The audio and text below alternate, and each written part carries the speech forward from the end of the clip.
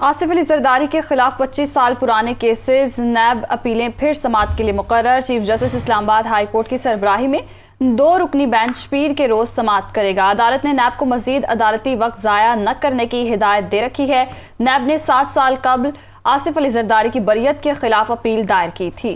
जी हाँ, आसिफ जरदारी के खिलाफ 25 साल पुराने केसेस नैब अपीलें फिर समाअत के लिए मुकर्रर कर दी गई। मजीद बताएंगे हमारे नुमाइंदे आमिर सईद अब्बासी। जी आमिर।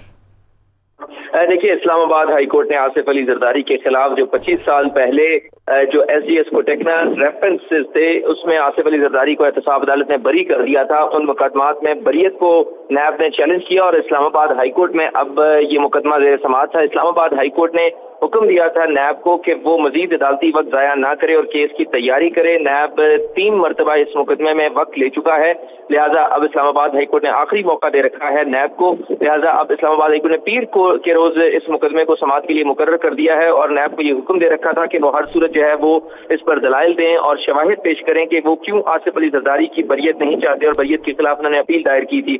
लिहाजा अब इस्लामाबाद हाई कोर्ट के चीफ जस्टिस की सरबराही में 2 रुकनी बेंच पीर के रोज इन अपीलों पर समाअत करेगा और आसिफ अली जरदारी की जो बरियत हुई थी SGS और कोटेक्ना रेफरेंसेस में, क्या वो कानून के मुताबिक थी या नहीं थी, इसका फैसला इस्लामाबाद हाई कोर्ट करेगी। आसिफ अली जरदारी इन मुकदमात में बरी हो चुके हैं जो 90 की दिहाई में उनके खिलाफ बनाए गए थे और जब वो सदर थे तो सदर बनने के बाद एहतसाब अदालत ने उन्हें 2013 और 14 में बरी कर दिया था इन मुकदमात में, लेकिन नैब ने इन अपीलों को चैलेंज किया। इन अपीलों के खिलाफ इस्लामाबाद हाई कोर्ट से रुजू किया। अब इस्लामाबाद हाई कोर्ट ने इन अपीलों का फैसला करना है। जी, बहुत शुक्रिया आपका आमिर सईद अब्बासी।